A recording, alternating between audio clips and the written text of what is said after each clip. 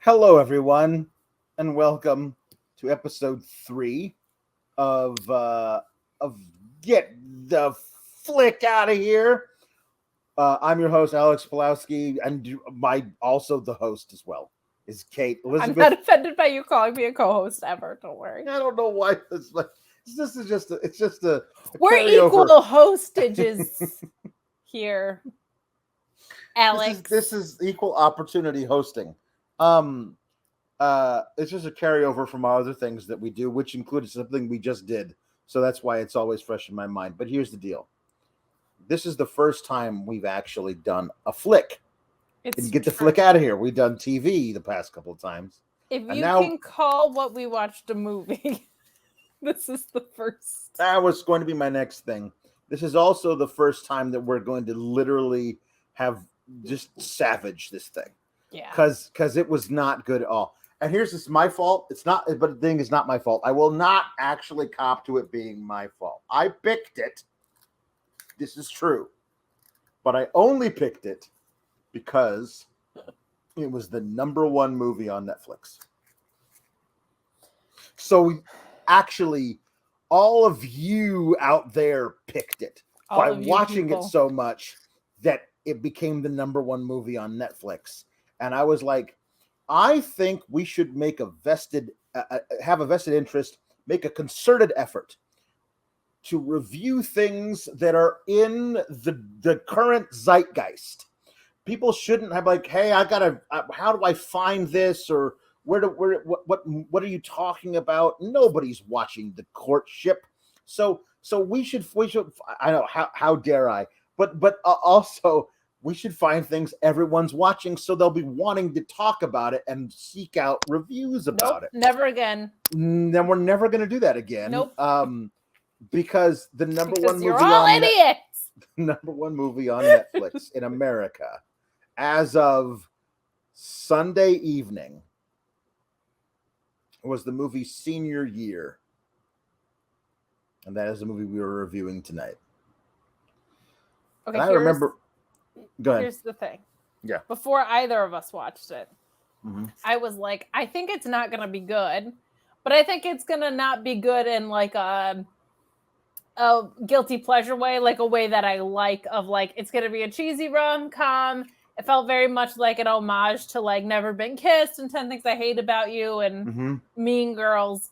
So I was like, it'll be dumb, but like in a chick flicky girl way that I like it. And holy shit, it was oh my god, it was sincerely one of the worst movies I think I've ever seen. And I really like Rebel Wilson and Brandon Scott. We should say, and Rebel Wilson is the star of this movie. She is, and the guy that plays the principal is an incredibly skilled character actor who was on my sister's improv team for years. His name's Brandon Scott Jones. I absolutely adore him. And he was fine in this. He had a smaller part. But like, holy crap, was this just... It had very, very, very little redeeming qualities. And it walked a line of trying to be satire, and it just missed the line so hard. So... I had seen the trailer for this months ago. And I was like, that's going to be stupid. And never once while I was watching that trailer did I think to myself, you're going to get paid to watch and review this movie. And if somebody had told me that at the time, after having just watched the trailer, my response would have been, how much are we talking about? Because... we are on episode 3 and we need a raise. Thank you. The answer has to be more than what I'm actually getting paid to watch this, because the conceit of this very simply is a girl goes into a coma before prom of her senior year and wakes up from the coma 20 years later, and all she wants to do is go back to high school and become prom queen. She also went into that coma because of a cheerleading scene. Well, I mean, we could flesh it out with details, but that is the conceit of this thing. Yeah. Woman, a girl in high school goes into a coma, wakes up from the coma 20 years later, and immediately says, "I need to go back and do high school again, at least the rest of high school again." And that's the conceit of the whole thing. And I guess, hilarity ensues. And her impetus was not to get her diploma. Her impetus was so that she could win prom queen. Mm-hmm.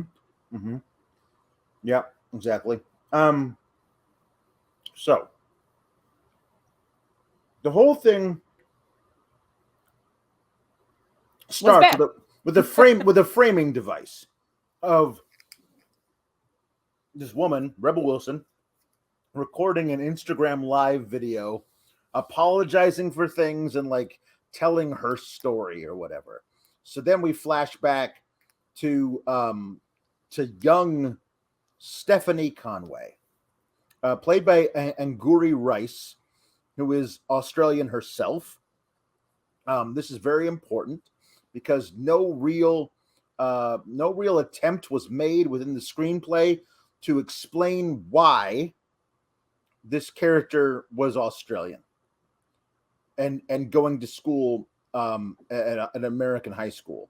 I mean, the reason why was because they cast Rebel Wilson, and Rebel Wilson can't do an American accent apparently, or she's like, the only reason you cast Rebel Wilson is because you think that it's that funny Australian lady. And okay, great, but it kind of it begs the question, hey, so what's the deal with that? And they never really do any work at all to do that. So they cast a young Rebel Wilson with Angourie Rice. See, Buster knows how terrible this movie was.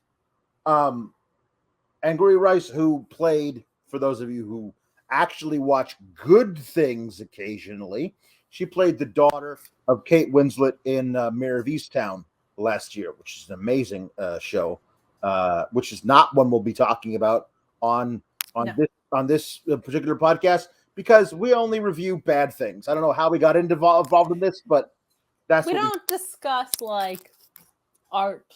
No, so much. Yeah, no, yeah. Not so much. But anyway, she's very talented, and Angourie Rice, and the whole thing starts with it shows her, I guess, at 14, so in the late 90s, and there's a thing where she wants to bang this dude who's in her grade, but he's going out with a different person, whatever. It ends up being this guy she wants to have sex with, or she's got a crush on, whatever, is dating the meanest girl in school.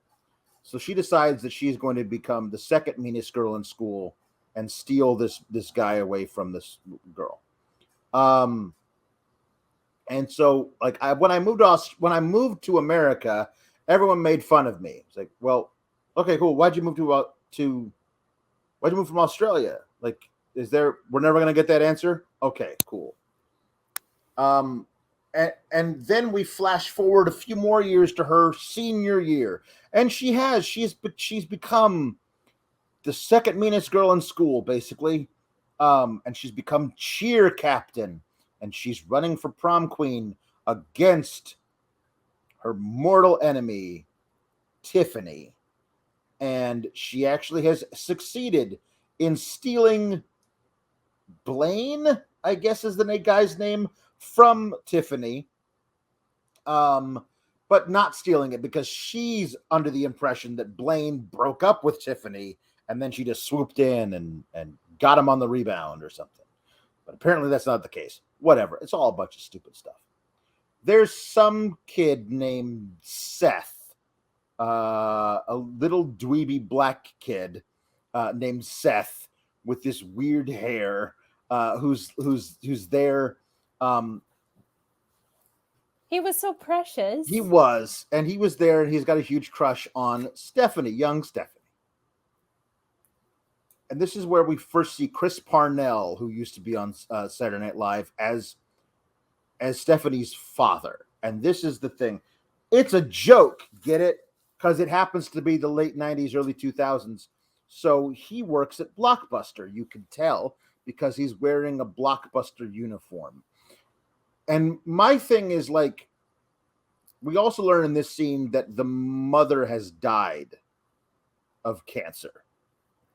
So he owns a house. I'm assuming California. Looks very California-esque. Yes. I think they said they mentioned California at one point. So I don't know how he's pulling down this mortgage as a guy who works. He's not an executive at Blockbuster. He's wearing the shirt. So the best he could possibly be is a manager of a Blockbuster. And my thought was, when they show in the first little scene, and they show that her dad is Chris Parnell and her mom is Australian, I thought what they were doing was that Chris Parnell was a high-powered American businessman who had met this woman abroad, and he moved his whole family to from the Sydney office to the Los Angeles office, and that was why they moved to follow his job offer. No, he's just a dude who works at Blockbuster. Right. Because it's funny that he works at Blockbuster. Because Blockbuster doesn't exist anymore. Right, that's the thing. It's the basically most of the comedy of this movie is basically a time capsule. And it's like, not so this is a thing that used to exist. Is not a and joke. Now it's outdated. Yeah. So we were talking briefly before you went on air, and this is going to feel a little deep for the bad movie that we watched, but we really pinpointed a barrier to Alex's happiness. So is. That when he stumbles across something bad, he can't simply be like, well, that sucks. He's like, here are all these ways that it could have not sucked. And I just am wondering how much mental energy that gets put into a 2-hour block of time when the whole 2 hours is bad. I watch it and I go, I can't not fix it. And that's a problem that I have in my brain. It's just how I'm wired. I'm watching something and I can't just say, well, that sucks and move on. I have to fix it. And it's my own psychopathy. I have to get past it. And I just can't. No. It's like one of my favorite things about you, because as I said before too, like it prevents you from ever having criticism that's not substantial, in my opinion. But it's definitely something that will haunt you the rest of your life. Yes. 100%. 100%. So to your other point though, like this repeated nostalgia is such a lazy device, because there's nothing clever about the way that they bring things back into this. And for me, like, I'm in my mid-30s, so I was kind of on par. I was in my freshman year in 2001, which is when she graduated in this movie. So like, this is kind of in the same wheelhouse as who this is aimed at. All of the dumb songs that were on the soundtrack, I never gave a crap about, because I liked music from the 90s, like the early 90s. I really liked like grunge and Blind Melon and like Hole and the Cars. Like that's my vibe. So like even the things that were meant for me because I'm a weirdo were a miss for me. Like I don't give a shit about Blink-182, Milkshake Brings All the Boys to it. I don't care about any of that. They did a whole thing with Britney Spears. Like it was so recycled, and you can play off of nostalgia in really fun and creative ways. It was so lazy because it was just like, here's this stuff from a different time period. And like, she's wearing clothes that were on trend in the 2000s. Like it was just so lazily done. And like this movie, I feel like I said at the top of this, like I felt like this was supposed to be a nod to those movies that were made at that time. Your Never Been Kissed, your Mean Girls, your 10 Things I Hate About You. She's like, all that. I got dragged to see She's All That in the theater. Basically, if it was made fun of and not another teen movie, this is what it... Not another teen movie is the more clever version of this, and that wasn't even that great, to be honest. Yeah. But, like, it was supposed to be playing off of those, but it did it so poorly that it missed. And then all of the other nostalgia references were just so surface level and lame. And we'll get into the specifics of them, but that was just like a repeated thing throughout this movie where I was like, can you do one clever thing in these nostalgia references that isn't just like the most lazy surface level crap? Like it was so bad. So anyway,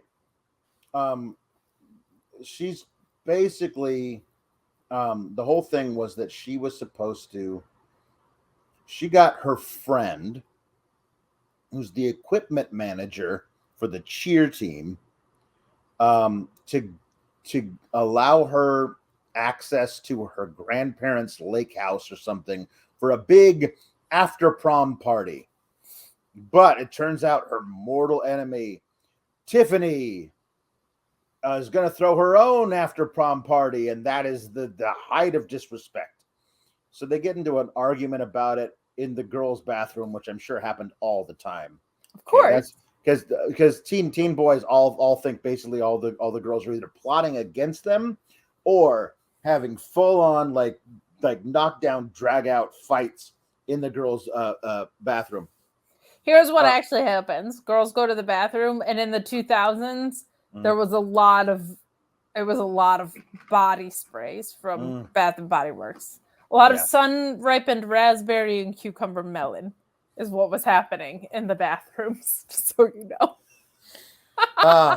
That is a more clever reference than anything in that movie. God forbid the raspberry not be sun-ripened. I don't want to know a world where the raspberry is not. Can you imagine a raspberry ripening in the dark? Ridiculous.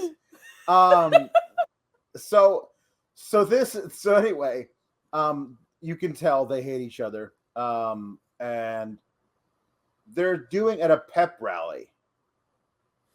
They're doing a big routine. And Martha is the name of her friend who's the cheer equipment manager or whatever. That's important for later. But Tiffany straight up says, hey, to the twins on the team, these two blondes, hey, come over here. I want you to do something for me. And so what happens is during the big stunt, where young Stephanie gets tossed into the air, the twins shove the two male cheerleaders who are supposed to catch Stephanie. So they cannot be there to catch Stephanie, which of course is attempted murder. Right. And maybe they should have addressed that in the future. The felony committed.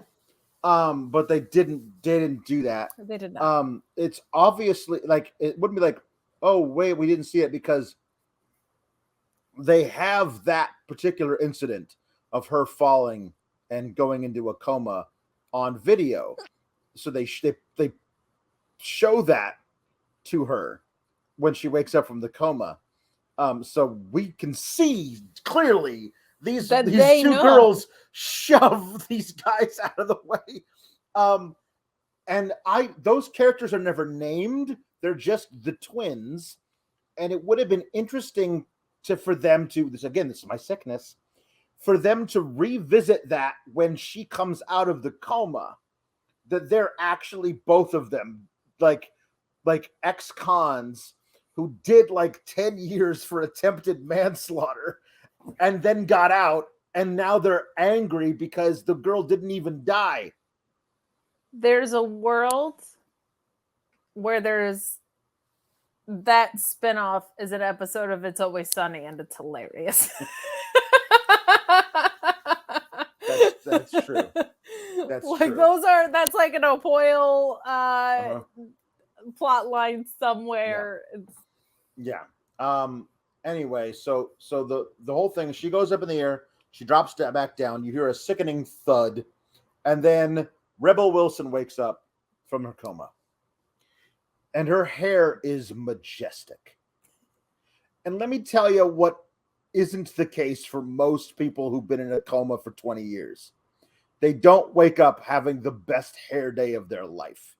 That's just not a thing. I went ahead and looked it up, and I was like, what's the record? Because this 20 years seems like a long time to wake up from a coma. It is not. That's happened several times, but it has also happened, for the most part, in countries other than the United States. Because let me tell you a little thing about keeping the cost of health insurance, especially if there's one parent who works at Blockbuster. I cost of keeping somebody alive via a feeding tube and respirator for 20 years in a coma, that's just not a thing most people can do. Just want to clarify, you are significantly more prepared for this podcast than I am. So whenever you're like my host, my co-host, whatever, you can call me whatever you want if you're going to be this much more. If you're looking up statistics of how long people have been in comas. I was like, I think this is a lie. I think this would be the Guinness World Record for longest coma survived. It would not. What was the longest? It was something like, it was a shade over 22, 23 years, but it was like, so there was one person who had an accident working at a rail yard or something, and woke up 22, 23 years later, and then had a full life. I don't know how that happens. That seems like it'd be a complete freak occurrence. Wild. There are a lot of instances of people being in a coma for like 20 years and they're just dying, which seems like a full waste. Like, if just at that point, just let me die at the beginning. I don't have to be sitting there in the friggin'. But the other thing about it is that they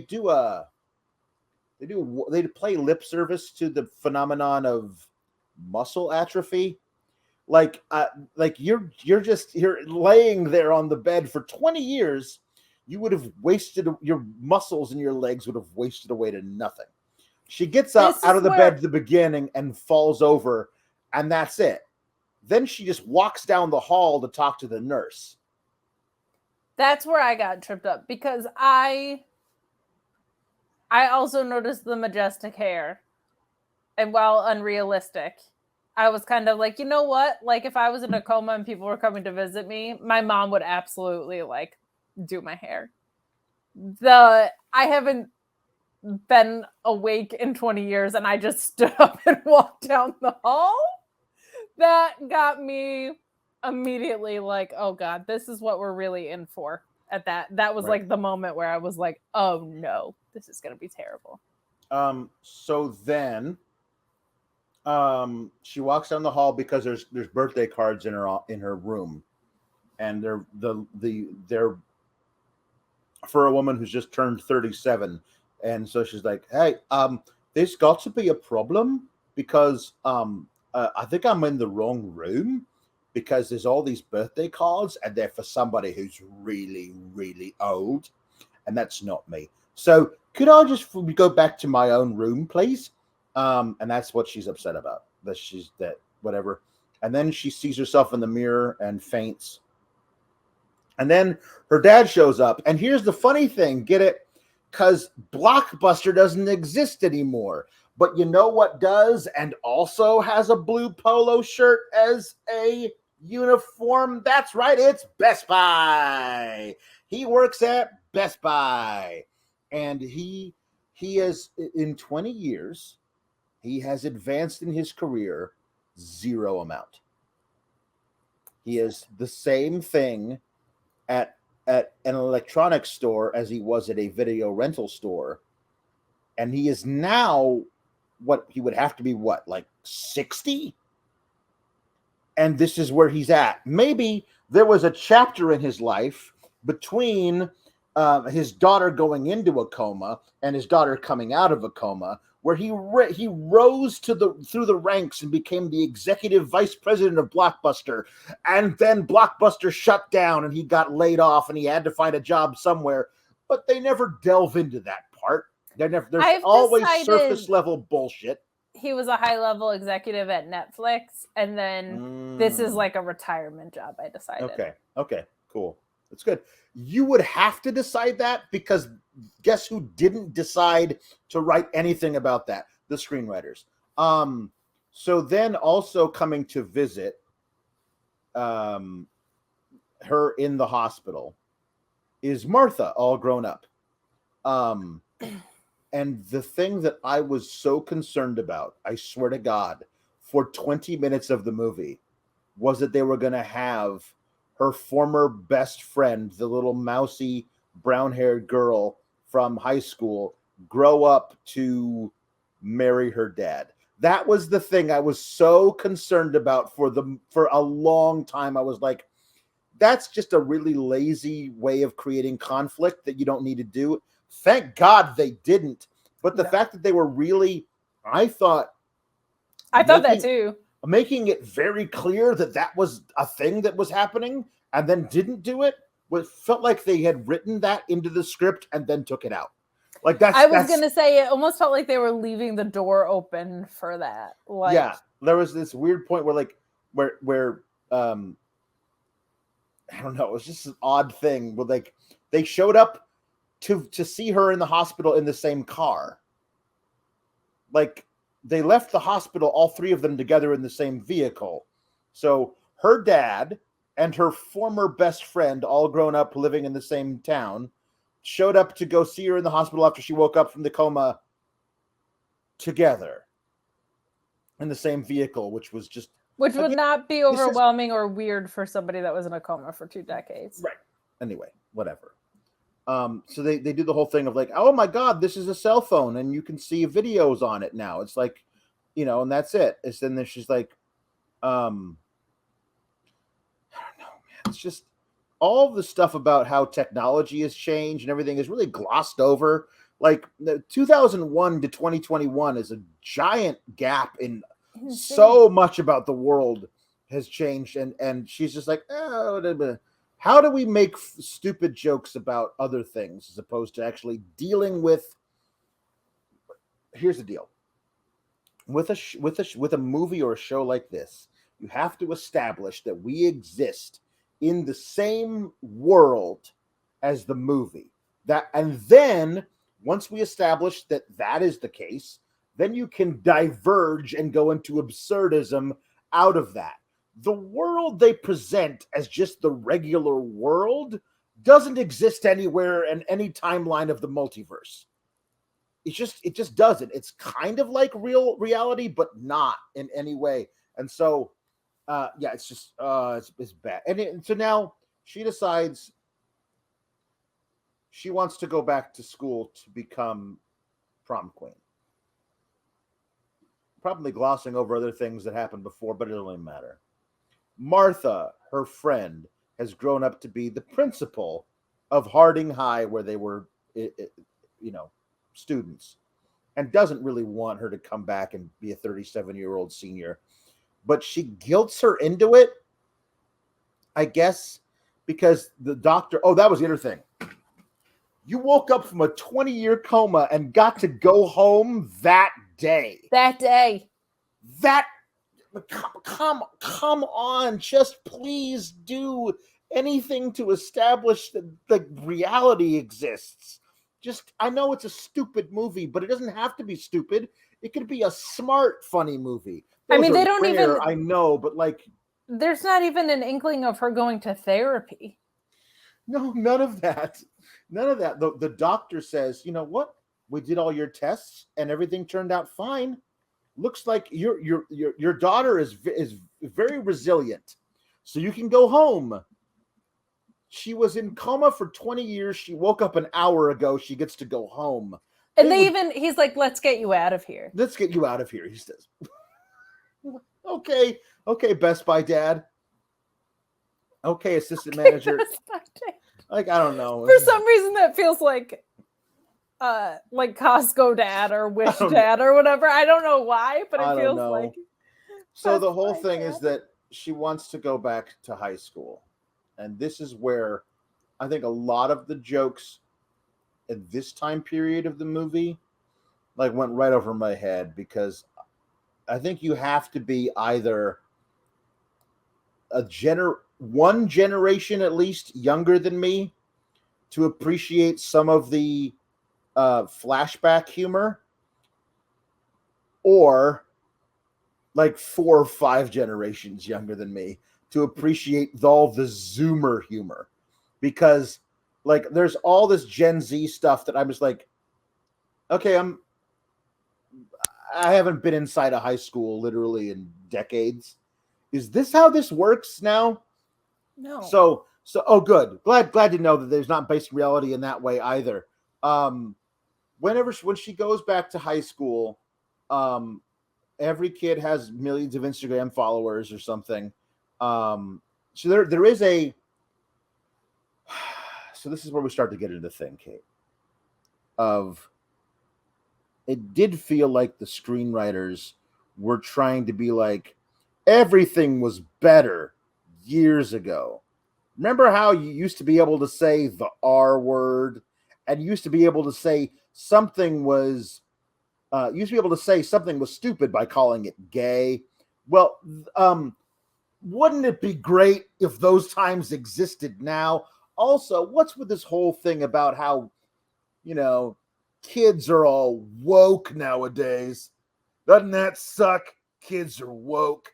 And it feels like the worst stand-up comic who's coming through a small town to do a Saturday show at a college where he's talking about all you snowflakes in your safe space. Come on. Like, it feels like that's the person who wrote this screenplay. It's just weird. I also feel like they were going for like a way of saying that, like, all that woke stuff, like, as much as that can change, like, high school will always stay the same. Like, there's always the bully. Like, no matter how woke you are, there's always the bully. No matter how woke you are, like, blah, blah, blah. And it just, like, felt so, it went so far out of its way. Like, when you said, like, generational humor, like, like, I am probably one generation maybe behind where you are.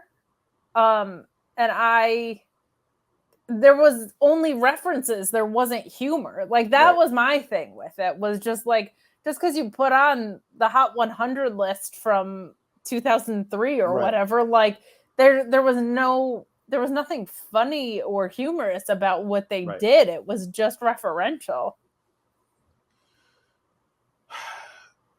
So she finds the geeks, I guess, of which there are 3. Like, there are also other kids who hang out with them, but they never have any lines. But it's just 3 of them. There's the fat kid, and then there's the gay kid who's a knockout. Whoever the hell that kid is. Like, that guy, not only is he really, really talented, but he's like gorgeous, but he's a geek. He's not allowed. He's a complete ostracized, not allowed to be talked to by anybody. But he's like a fucking 11. I'm like, come on. But then there's also his name is Yaz. Here's like, this was so weird to me because, sorry to interrupt, but like, Mean Girls came out, I think, in 2005, and that portrayal felt more real now than this does. Like, it was so bizarre. Like, this felt like a failed attempt at recreating the magic that Tina Fey did in Mean Girls. Yes. Which also, like, that movie came out after she would have gone into a coma. So it's not really referencing that when it shows the flashback scenes or what. Right. So it's weird. But there's also Janet, who is like specifically says this, that she wants to be the South Asian version of AOC, and she's treated as, because she wants to, she's very, very progressive in her politics and wants to be the president one day, but we're supposed to look at her and her views as being silly. And oh, Janet, you'll grow out of it and realize what the real world is like. Like, just let the kid be a kid. Whatever your idea of politics is, let the kid be a kid. And like most kids have left-wing ideologies because, you know, that's the way time works. You know what I mean? Like, it's just and like the mockery of having aspirations. Yes, that was it. That was also true. There mockery of having a mockery of wanting to be anything beyond prom queen. Yeah, because and our protagonist is vacuous to the point of absurdity, and it is treated as though her point of view is the correct one. And I just feel like that's not how you. That's by the end, of course, she sees the error of her ways, but it takes most of the movie for the movie to have a viewpoint that is different than hers, which is weird. Well, and that, like the South Pacific AOC, right? That's what she was like. South AOC, yeah. Yeah. Okay. So she, at several points, was like, "Please don't film me. This would get used against me." And I'm like, that happens all the time. Like that for real happens all the time. Like, there's not like a funny. Right. Like managing your digital reputation is something that we're like, man, you got to manage your digital reputation so you can get a job working at Abercrombie. Like, you know what I mean? Like you got to, I remember people who were like, had to like cleanse their Facebook feed of pictures of them doing keg stands so they could get a job at a temp agency. You know, like it's called being responsible, right. And they we're just, I don't know. I felt like it was just. And then they find out that the cheer squad isn't really a cheer squad because it's not right to be. I don't know. They say that I don't know whatever it is. Like it's wrong to teach kids to compete or something. Like it's just it's again, it's just like the weird, all these weird, like, man, kids get participation trophies nowadays. And back in my day, you had to actually win something to get a trophy. And it's like that viewpoint. It's like that comedy joke, that one joke, and they stretch it over most of the movie. Anyway, all the which geeks always killed me because who gave out the trophies? I don't know.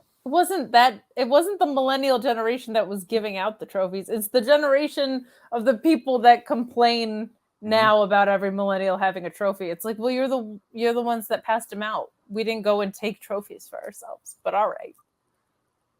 It's so weird. It feels so old person-y. And it was like, this is a Netflix only movie, right? Which is usually like a younger. Yeah. Again, like I think it was supposed to be satire, and it just missed so hard. Yeah, it really did. I would be interested to see like the process of it. Like if it turned, if the original script was actually a biting satire, and they were like, we like the whole idea of the girl going into a coma, so we're gonna buy the idea of the script, and then we're gonna hire somebody else to rewrite it and put in some jokes about all those woke kids, and everything got screwed up from the very beginning. Like that's what it feels like to me. It was everything. It feels like a lot of cooks in the kitchen type of deal. So all the geeks are on the cheer squad. No of the popular girls want to be on the cheer squad, which of course breaks the brain of Rebel Wilson. She doesn't understand any of this. The cool kids, especially the one of them, has 3 million Instagram followers or whatever.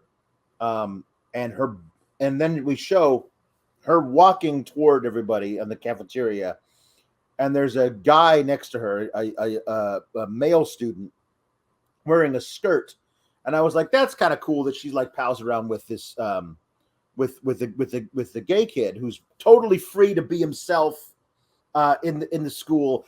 Oh no, it's actually her heterosexual boyfriend who dresses like that, which again is totally fine, but is presented as though there are like 4 or 5 of those kids in every high school. And like there may be, but it's been a long time, and there certainly weren't when I went to school, which I don't know. Maybe there should have been or would have been if they felt like they were comfortable enough doing it. But it was just an odd thing.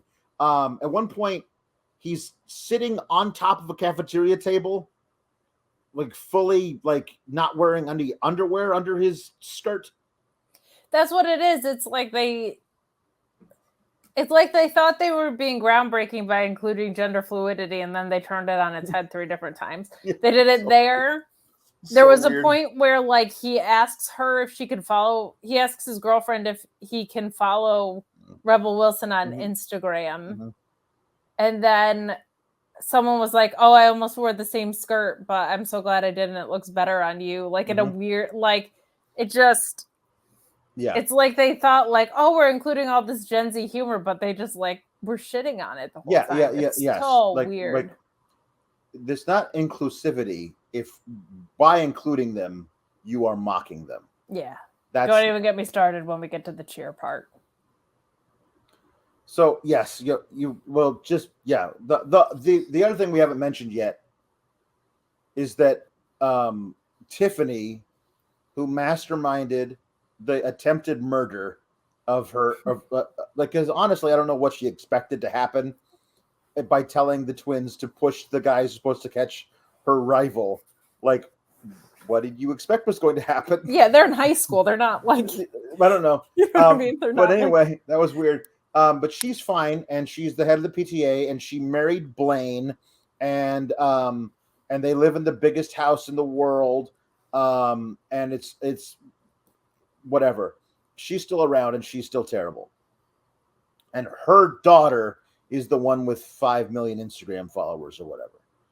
And there's no longer a prom queen and king because that was done away with because it sends bad messages to the students or whatever.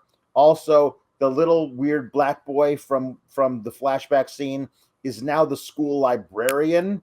And he's still got the hots for Rebel Wilson, even though she's got the mind of a 15-year-old, and he's a librarian in his late 30s. So it's kind of weird. At least had a backstory. Yeah. They at least justified that he like left the town and came back because of a broken engagement. So I appreciated that he had a backstory. Now I'll get to the cheer. You want me to? Yeah. Oh, yeah. So Rebel Wilson plans a sexy dance and is told by her friend that she can't do it. The principal, who we find out is a lesbian. It's true. In, again, the most disgusting mockery, like, stupid way of Rebel Wilson says,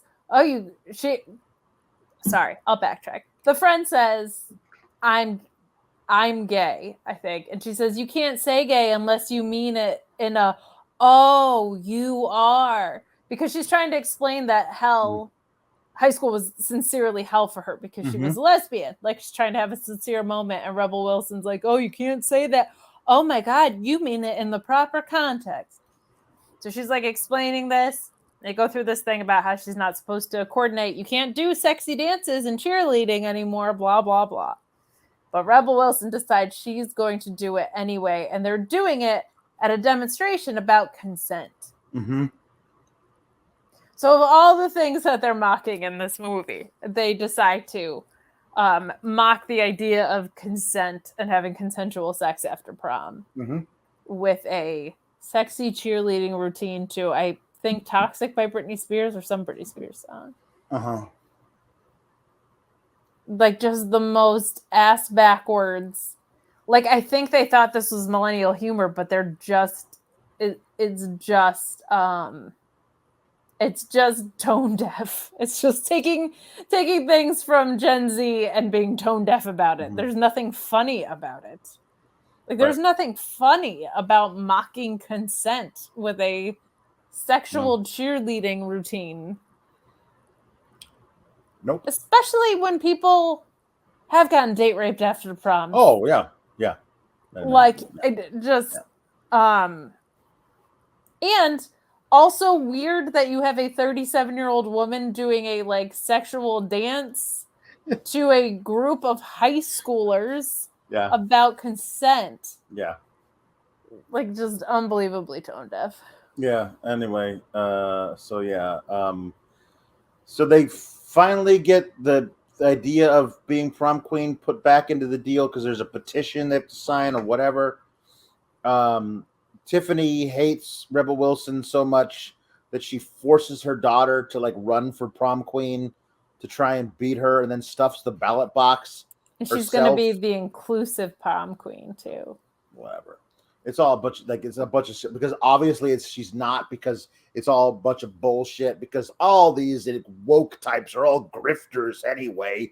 Don't you get it? It's all very thinly veiled, like it's very thinly veiled Tucker Carlson topics that are just like, I don't know why this is in this movie. What are we doing?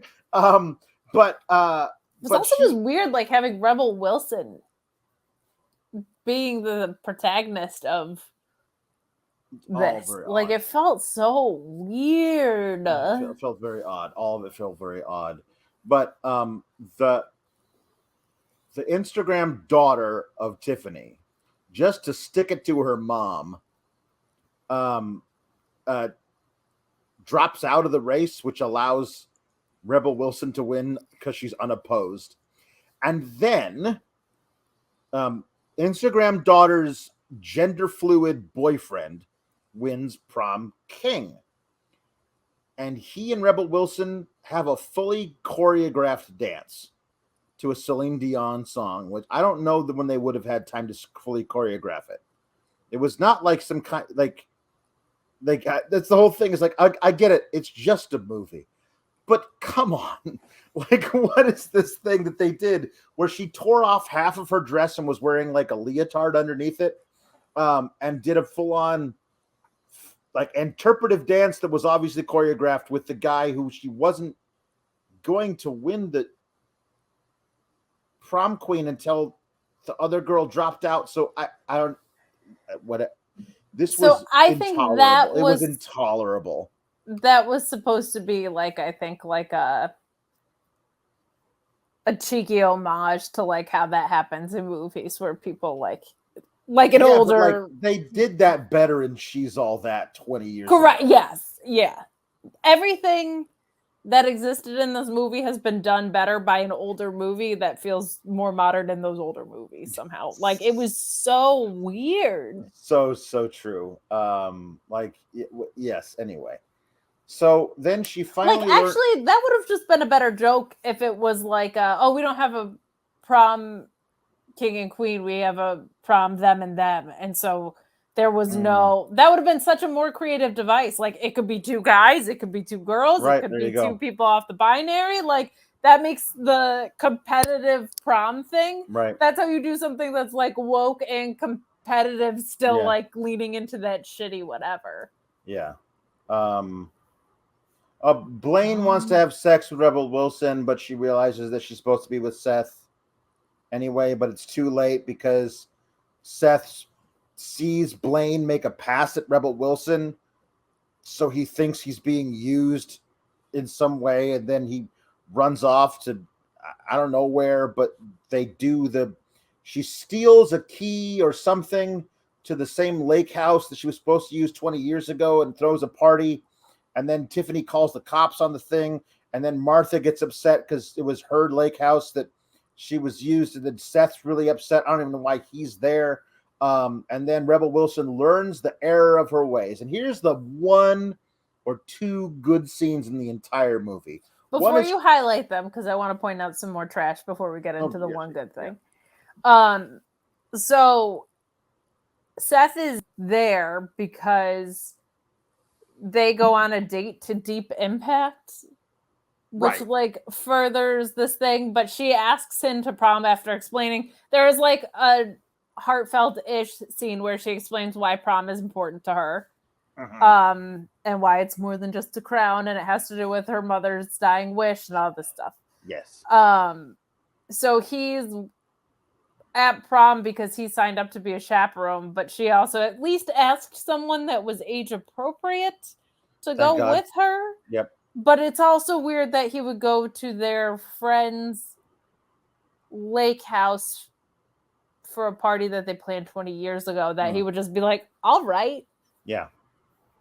Throw a party for a bunch of minors, like a high school librarian throwing a party for a bunch of minors would probably get you jail time, I would think. Yes. So there's another point like earlier in the movie where Chris Parnell gets his daughter an iPhone, and then she has to be punished because she did something wrong. So he says, "Okay, no fun, young lady. Give me the phone." And finally, before she does, she like rubs it all over her crotch before she hands it to her dad. And I was like, I don't believe that the girl from the beginning of the movie is this person. What you're asking me to believe is that the girl from the beginning of the movie is inside Rebel Wilson right now. Like they are one and the same.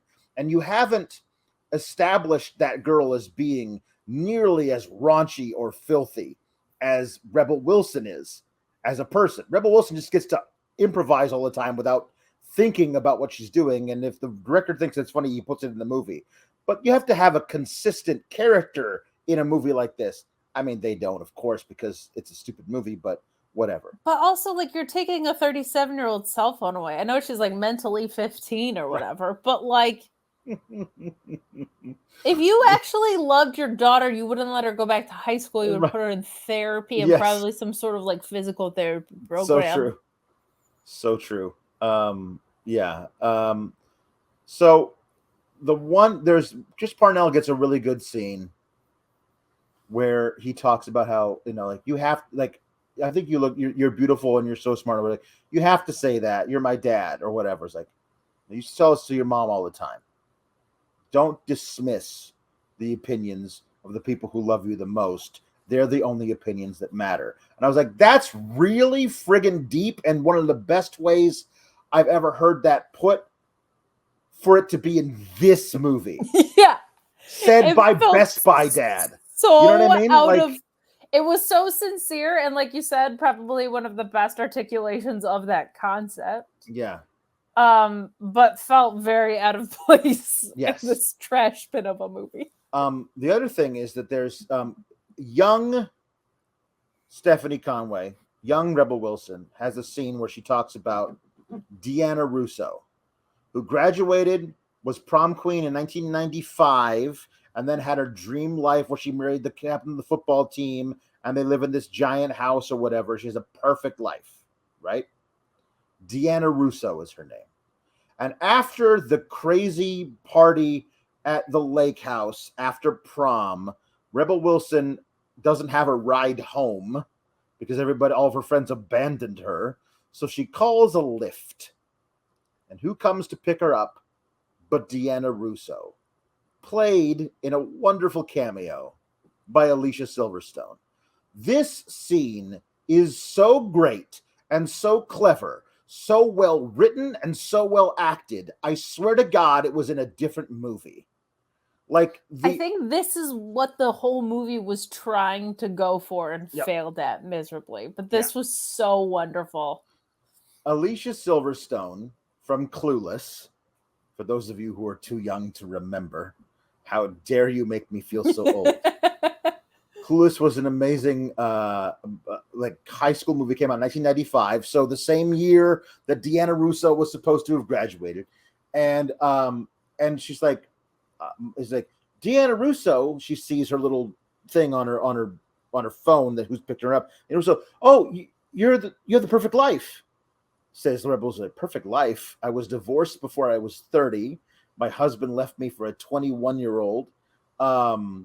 21-year-old barista, and I went through all this depression and therapy, and I'm just trying to work a couple of jobs, like side hustles, so I can get enough, so I can get my degree, and finally I'm going to be able to get out of here and all this kind of thing. But the way she did it was just so self-deprecative and just very, I don't know. She knew herself, Alicia Silverstone, as Deanna Russo.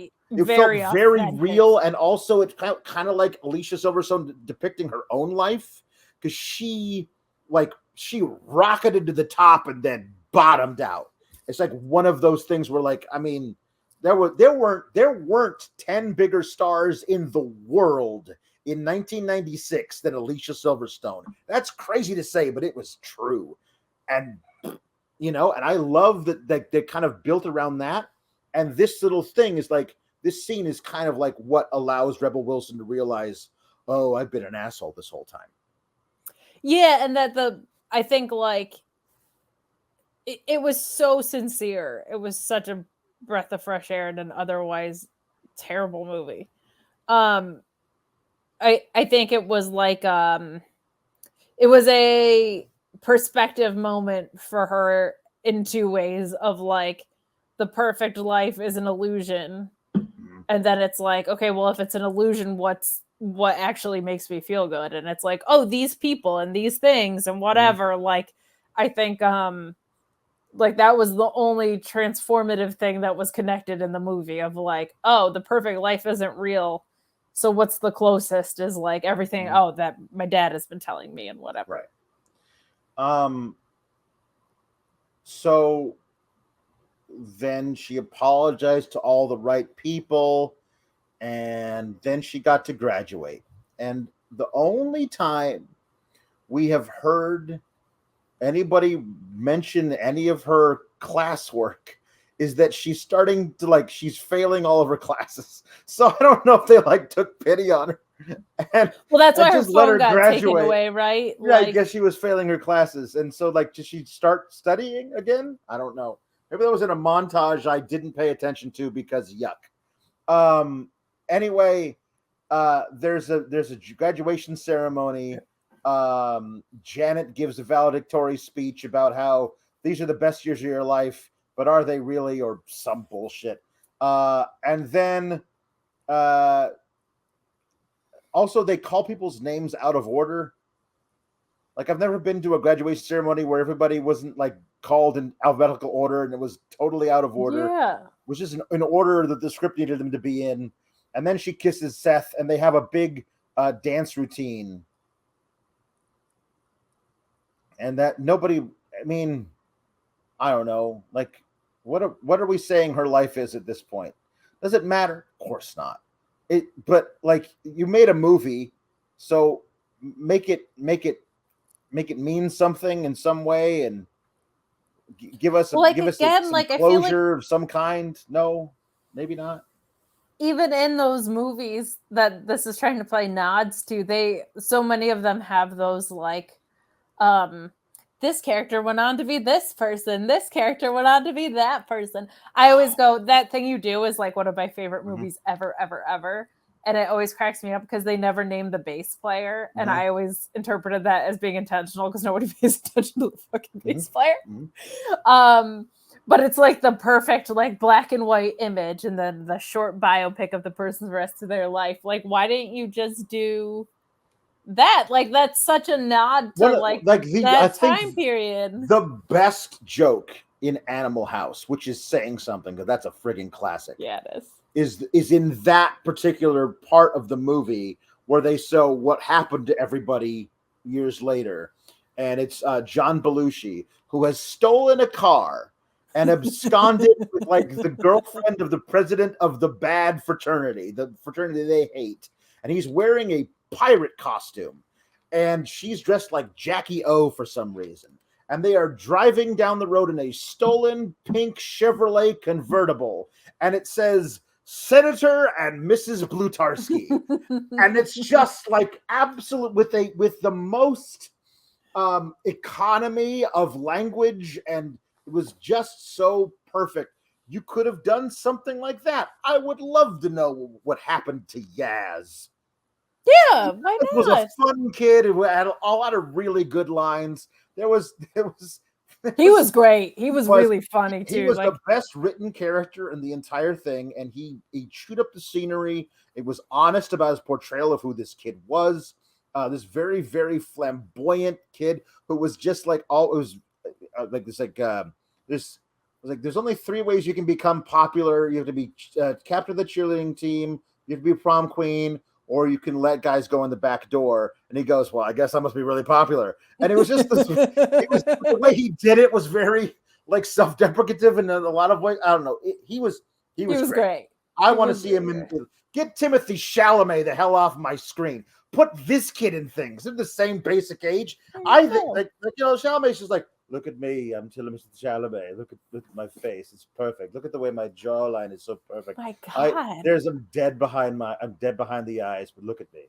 And now this kid has life. I did not know we were going to be buried. I did not think where this podcast was going to go was buried. I haven't seen a single Timothy Chalamet movie, but I've seen him on all these damn red carpets. He looks lifeless. He looks like somebody embalmed him and brought him back to life. Well, we got to pick a Timothy Chalamet movie for this, I guess, at some point. We're going to make you watch one. Aren't they all critically acclaimed? Probably. But even so that was funny. But when I think about even the jokes that weren't like Gen Z-ish, that were time-lapsey, when she goes, Madonna's going by Lady Gaga now. I'm like, oh my God, we haven't heard Lady Gaga as Madonna before. You know what I mean? It was so lazy and just not funny. Yeah. It was a really bad movie, Alex. Well, I think everyone here knows what the verdict is. But you have to ask the question. It's like say yes to the dress. What do we think about this movie, Kate? Get the flick out of here! Yeah. So I thought it would be fun to hey, let's find what's popular on Netflix. What's everybody watching? And we'll review that. Like you said, we're never doing that again. We're never leaving it up to the general public because we're so much better than you. I'm just kidding. Said the girl who was like, let's do the courtship for the pilot. Yeah. My goodness. I would watch. Because you were like, please, you watched it first. I did. And then I watched it a day after. You were like, please give me running commentary. So that there'll be something amusing about this, hopefully, at some point. And I said that it made the courtship look like Citizen Kane. Yeah. It was so bad. Very few redeeming moments in this movie. Yeah. It was really bad. And again, I really like Rebel Wilson. I think she has a comedic inclination that is very specific to her, which I always appreciate about people. But man, this was just drowned out anything that is special about her. Yeah, she felt entirely miscast. Yeah, because she's even really funny. She was hilarious in Bridesmaids for the 2 scenes that she had. She's usually a show stealer. She's very, very funny. Mm-hmm. But this was she just had nothing to work with, man. No, she did not, unfortunately. Well, guess we'll do another one of these next week. I don't know what we're gonna do it about, but that'll be fun to figure out in the last minute. I gotta go to TimothyChalametStinkers.com or something. Yeah. Kate, where do they find you, Kate? Where people want to see more of you? What do they do? Well, you can find me at Katestagrams on Instagram or Miss Kate Fabe on Twitter eventually and TikTok right now. If you are into wrestling, I am on Fightful YouTube every Tuesday and Friday night in those post shows, and also at the Mark Order Pod on Wednesdays. You can find me on the Twitter at Alex Sourgraps. It's it's a fun time over at Fightful, where we talk mostly about professional wrestling and my sickness of not being able to watch anything that sucks without trying to fix it. Comes in handy with current WWE programming. So yeah, you can find me over there doing all those things. And then you can find us here next week talking about something and debating on whether we should get the flick out of here. Bye, everybody. RESPECT. Click the subscribe button and find out what it means to me. Nah, that doesn't have a ring to it. But if you like videos about real news stories that are funny, stupid, or weird, subscribe now.